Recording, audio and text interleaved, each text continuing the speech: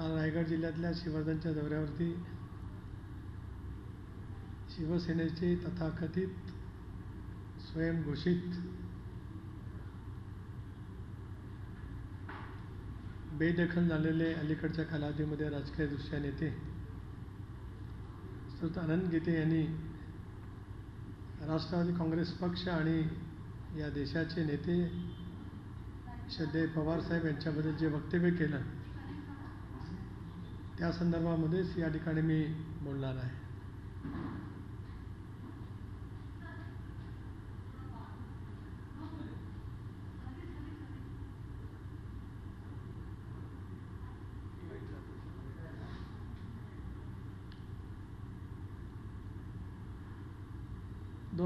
च्या लोकसभेच्या निवडणुकीच्या नंतर आणि विशेष करून मोदी नावाची प्रचंड लाट देशभरामध्ये आलेली असताना रायगड रत्नागिरी लोकसभा मतदारसंघातील जनतेने ज्यांना पराभूत केलं ते 2 वर्ष कुठे अज्ञातवासात कुठे विजनवासात होते मला माहीत नाही, परंतु महाविकास आघाडीचे मुख्यमंत्री उद्धवजी ठाकरे यांची विधिमंडळ पक्षाचे नेते म्हणून निवड होत असताना बांद्रा परिसरातल्या एका हॉटेलमध्ये ते त्या ठिकाणी आले होते. आदरणीय पवारसाहेबसुद्धा त्या ठिकाणी होते आणि अतिशय वाकून नम्रपणाने पवारसाहेबांच्या पायाला हात लावत केलेल्या आघाडीच्या बद्दल ते आभार मानत असताना त्या घटनेचा मी सुद्धा एक साक्षीदार त्या ठिकाणी होतो. खरं तर काल त्याने जे पक्षाच्या संदर्भामध्ये वक्तव्य केलं की राष्ट्रवादी काँग्रेस पक्ष असा आहे, मला असं वाटतं 1 महिन्यापूर्वी किंवा 15 दिवसापूर्वी महाराष्ट्र प्रदेश भारतीय जनता पक्षाचे अध्यक्ष श्री चंद्रकांत पाटील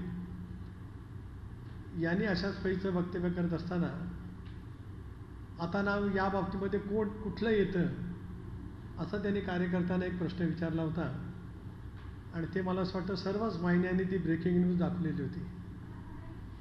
चंद्रकांतदादा पाटलांच्या त्या आरोपाला उत्तर देण्याचं धाडस एकाच नेत्यांनी शिवसेनेचं दाखवलं, ते म्हणजे खासदार संजय राऊत यांनी. खरं तर आम्हाला वाटलं होतं की या संदर्भामध्ये जे चंद्रकांत पाटलांनी वक्तव्य केलं त्याचं उत्तर 6 वेळा लोकसभेला ज्या शिवसेनेच्या माध्यमातून ज्या स्वर्गीय बाळासाहेब ठाकरे उद्धवजी ठाकरे यांच्या आशीर्वादातून लोकसभेमध्ये जाण्याची ज्यांना संधी मिळाली, केंद्रामध्ये मंत्रिपद भूषवण्याची संधी मिळाली, ते काहीतरी त्याबद्दलचं वक्तव्य करतील अशी भाबडी आशा तमाम शिवसैनिकांच्या मनामध्ये होती. परंतु भारतीय जनता पक्षाच्या 14 आणि 19 निवडणुकीच्या ऊर्जाखाली दबलेल्या आनंद गीतेंचा स्वाभिमान त्यांच्या पक्ष नेतृत्वाबद्दल ज्या वेळेला अशा पद्धतीची वक्तव्य केली गेली त्यावेळेला तो गळून पडलेला होता. अलीकडच्या कालावधीमध्ये आनंद गीते साहेबांची अवस्था राजकीयदृष्ट्या सांगताही येत नाही आणि सहनही होत नाही अशा पद्धतीची झाल्यामुळेच वैफल्यग्रस्त भावनेतून त्यांचे ते उद्गार त्या ठिकाणी आले आहेत असं मला स्वतःला त्या ठिकाणी जाणवत आहे. म्हणून ते बोलल्याने काही फरक पडत नाही, कारण सूर्यावरती थुंकण्याचा तो प्रकार आहे.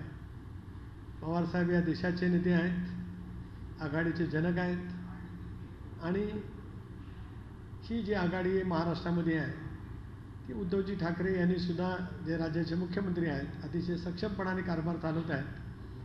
कोविडसारख्या महामारीचा मुकाबला महाराष्ट्र उद्धवजींच्या नेतृत्वाखाली ज्या पद्धतीने करतो आहे त्याची प्रशंसा देशभरामध्ये होत असतानाच कदाचित अडगळीत पडलेल्या नेत्यांना त्या साऱ्या गोष्टीचं भान राहिलं नसेल, म्हणून त्या नैराश्यापोटी आलेली कदाचित ती वक्तव्य असू शकतील. एवढंच मला या निमित्ताने त्या ठिकाणी सांगायचं आहे. राष्ट्रवादी काँग्रेस पक्ष सिद्धांतावरती, पवारसाहेबांच्या धर्मनिरपेक्ष विचारावरती, शाहू फुले आंबेडकरांच्या विचारधारावरती पक्का विश्वास असणारा पक्ष या राज्यात तर आहेच, पण देशाच्या एकंदरीत राजकीय घडामोडीमध्ये पवारसाहेबांच्या उत्तुंग नेतृत्वामुळे राष्ट्रवादी काँग्रेस पक्षाचं आढळ स्थान हे कोणी एका व्यक्तीने बोलल्याच्यामुळे कधी कमी होणार नाही. एवढाच इशारा किंवा एवढंच मत या त्यांच्या या प्रतिकेच्या बाबतीमध्ये या ठिकाणी मी देऊ इच्छितो आहे. मला जे बोलायचं होतं ते मी बोललो. आपण काय विचार असेल ते विचारावं अशी आपल्याला विनंती आहे. कुठेतरी यामुळे महाविकास आघाडीला स्थानिक पातळीवरती कलगीतुरा आहे अशी पद्धतीची चर्चा आहे आणि त्यामुळेच अशा पद्धतीची टीका होताना दिसते. स्थानिक पातळीवरती कलगीतुरा असण्याचं काही कारणच आहे. कारण आमच्या मनात स्पष्ट भावना आहेत की राज्यात शिवसेना, राष्ट्रवादी काँग्रेस असं महाविकास आघाडीचं सरकार, सोनियाजी गांधी, आदरणीय पवारसाहेब, उद्धवजी ठाकरे या राष्ट्रीय पातळीच्या नेत्यांनी विचारपूर्वक त्या ठिकाणी केलेलं आहे. त्यामुळे तसं कलगीतुरा असण्याचं काही कारण नाहीच. ज्यांना काही वेळेला राजकीय स्थान उरत नाही अशी स्वतःच्या सावलीला भिणारी माणसं काही वेळेला अशी उपद्व्याप करत असतात. यापेक्षा पलीकडं काय महत्त्व देण्यासारखं ते काय वक्तव्य असं मी काय मानत नाही.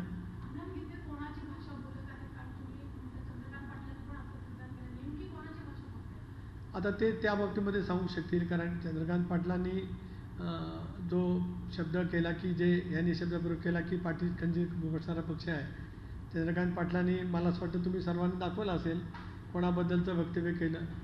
आता आनंद गीते कोणाची भाषा करतात ते आनंद गीते सांगू शकतील. कारण ते वयाने आणि प्रदीर्घ अनुभव त्यांचा असल्यामुळे ते त्या बाबतीमध्ये त्याबद्दलचं भाष्य करू शकतील. रायगडमध्ये शिवसेनेच्या संदर्भात तुमची भूमिका वेगळी आहे आणि त्यामुळे कुठे शिवसैनिक नाराज आहेत या संदर्भात एकदा मुख्यमंत्र्यांबरोबर तुमची बैठक सुद्धा झाली होती. त्यातून अशा पद्धतीची टीका होताना दिसते. रायगडमध्ये शिवसेनेशी सौहार्दाचे संबंध आहे. आघाडीचा धर्म पाळून आम्ही त्या ठिकाणी काम करतो. शिवसेनेचे रायगड जिल्ह्यातले आमदार आणि आमची सुद्धा राजकीय चर्चा झालेली आहे. त्यामुळे स्थानिक पातळीवरती संवाद कसा अतिशय उत्तम पद्धतीने राहील त्याची चर्चा झाली. सुमारे वर्षापूर्वी राज्याचे मुख्यमंत्री उद्धवजी ठाकरे, राज्याचे उपमुख्यमंत्री अजितदादा पवार यांच्या समवेत आघाडीच्या सर्व प्रमुख नेत्यांची, जिल्ह्यातल्या आणि आमदारांची एकत्रितपणाने बैठक त्या ठिकाणी झाली आणि त्या पद्धतीने उद्धवजींच्या आणि दादांच्या मार्गदर्शनानुसार, आदेशानुसार आम्ही त्या ठिकाणी जिल्ह्यामध्ये काम करतो आहोत.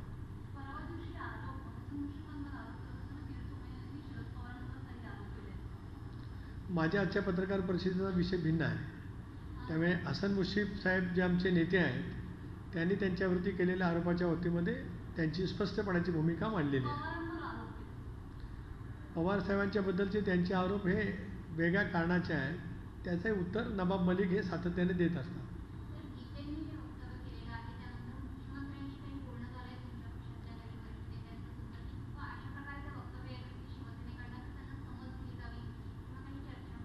शेवटी असं आहे की या बाबतीमध्ये प्रतिक्रिया काय द्यायची असेल ते शिवसेनेचे नेते त्या ठिकाणी देतील.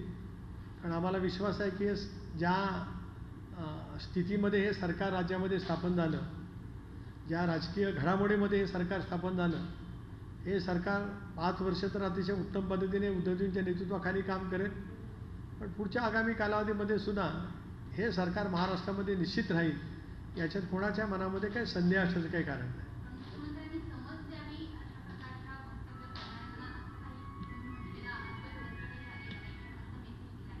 एक असं आहे की या संदर्भामध्ये काय समज द्यावी किंवा काय तो शिवसेनेच्या अंतर्गत तो प्रश्न आहे. एक बाब निश्चित आहे की ज्यावेळेला सरकार चालत असतं, मी या बाबतीमध्ये अधिक भाष्य करणार नाही. कारण 2019च्या विधानसभेच्या निवडणुकीच्या नंतर महाविकास आघाडीचं सरकार गठीत होत असताना जे काय घडलं त्याच्यातला मी एक राष्ट्रीय पातळीवरचा राष्ट्रीय सरचिटणीस या नात्याने या सगळ्या घटनांच्या मधला मी एक साक्षीदार नाही तर माझा त्याच्यातला सहभाग होता. त्याच्यामुळे काय परिस्थितीमध्ये सरकार स्थापन झालं आहे आणि कशा परिस्थितीमध्ये सरकार आम्हाला हे पुढे चालवायचं आहे याची जाणीव एक राष्ट्रीय सरचिटणीस या नात्याने मला स्वतःला असल्यामुळे आनंद गीतेंच्या वक्तव्यापलीकडे मी काही बोलणार नाही. हे भक्कम विचारांनी स्थापन झालेलं सरकार महाराष्ट्राला प्रगतीपथावरती नेण्यासाठी निश्चितपणाने उद्धवजींच्या, अजितदादांच्या, बाळासाहेब थोरातांच्या नेतृत्वाखाली काम करेल याच्यात माझ्या मनामध्ये ठाम विश्वास आहे.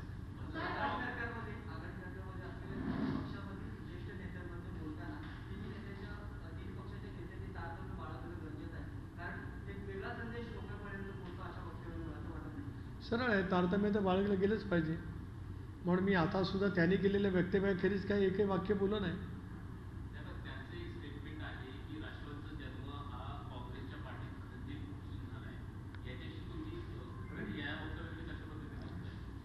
एक असं आहे की काँग्रेस आणि राष्ट्रवादी काँग्रेसचा इतिहास आनंद गीतेंना कळण्याचं काही कारणच येत नाही.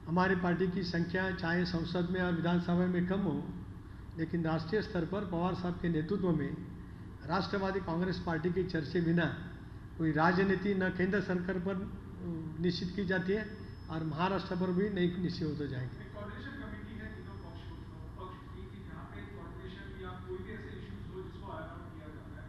कल ही मीटिंग हुई थी उसकी कोऑर्डिनेशन कमेटी की और कल दोपहर हमने देखा कि इस प्रकार का बयान जो है वो बीजेपी की तरफ से आया। तो आपको लगता नहीं महाविकास आघाड़ी जब अपने आप को पोर्ट्रे करती है कि तीनों पक्ष एक साथ है, वहीं पे शिवसेना के उनके फॉर्मर मिनिस्टर सेंट्रल में रह चुके वो कह रहे हैं कि आप महाविकास आघाड़ी के लिए मत काम कीजिए, आप सिर्फ पक्ष के लिए काम कीजिए। शायद ऐसा हो सकता है कि 2 साल में वो कुछ सेना नेतृत्व के पास जा भी नहीं सके होंगे, मुझे मालूम नहीं, क्योंकि वो उनका अंतर्गत मामला है। जैसे कि मराठी में कहावत है कि वो बेदखल हो गए हैं। और पॉलिटिकली जब कोई भी सीनियर नेता इस तरह से हो जाता है, पराभूत हो जाता है, तो हो सकता है उसके लिए उसके ज़्यादा उसको महत्त्व देने की आवश्यकता है, ऐसा मुझे लगता नहीं। तर अनंत गीतेंच्या वक्तव्यापाठोपाठ आणखी एक सूचक विधान एक वक्तव्य सुभाष देसाईंकडून सुद्धा आलंय. ते म्हणाले की रावसाहेब दानवे आणि मी या आठवड्यात दोनदा भेटलो आणि असेच जर आम्ही भेटत राहिलो तर महाराष्ट्राचा विकास निश्चित असतो. त्यांना काही वेगळे संकेत द्यायचे का? नाही, यामध्ये एक असं आहे की केंद्र आणि राज्यामध्ये समन्वय राहावा असं सर्वांना नेहमी वाटत असतं. आणि ज्या वेळेला भिन्न विचार पक्षाचे सरकार केंद्रात आणि राज्यामध्ये असतात, त्यावेळेला जर काही सौहार्दाच्या समन्वयातून राज्याच्या विकासासाठी जर काही काम करता आलं तर ते स्वागतार्ह असतं. जसं की आज आम्ही सर्वजण या देशाचे केंद्रीय रस्ते वाहतूक मंत्री नितीन गडकरी साहेबांची सर्वांचा संपर्क आहे. एकेकाळी आम्ही राज्यामध्ये सत्तेवरती होतो त्यावेळेला सुद्धा गडकरी साहेबांचा आमचा संपर्क होता. त्यामुळे संपर्कातून सहयोगातून अनेक वेळेला आपल्या राज्यासाठी चांगलं काही काम करता येतं. मला असं वाटतं की सुभाष देसाई साहेबांची भावना ही तशाच पद्धतीची असावी असं मला विश्वास आहे. सर, राज्यपाल की तरफ से मुख्यमंत्री उद्धव ठाकरे को पत्र लिखा है, महिलाओं पर राज्य में बढ़ रहे अत्याचार को लेकर विशेष 2 दिन का सत्र जो है बुलाने की मांग की है। आपको लगता है इस तरह का पत्र जो है वो राज्यपाल की तरफ से लिखा जाना चाहिए, इसको आप हस्तक्षेप मानते हैं? नहीं, मैं इसके बारे में कुछ टिप्पणी करना नहीं चाहता हूँ, क्योंकि राज्यपाल महोदय ने, महामहिम राज्यपाल महोदय ने राज्य के प्रमुख को, मुख्यमंत्री जी को जो कुछ चिट्ठी लिखी है उसके बारे में सरकार की तरफ से ही भावना प्रकट की जाएगी. छत्रपतींचा विचार म्हणजे